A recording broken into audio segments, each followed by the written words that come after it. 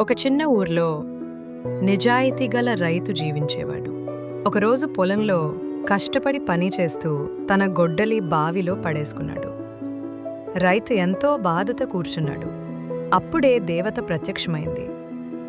మొదట బంగారు గొడ్డలు చూపించి అడిగింది, "ఇది నీ గొడ్డల్నా?" రైతు సమాధానమిచ్చాడు, "అది నా గొడ్డలు కాదు."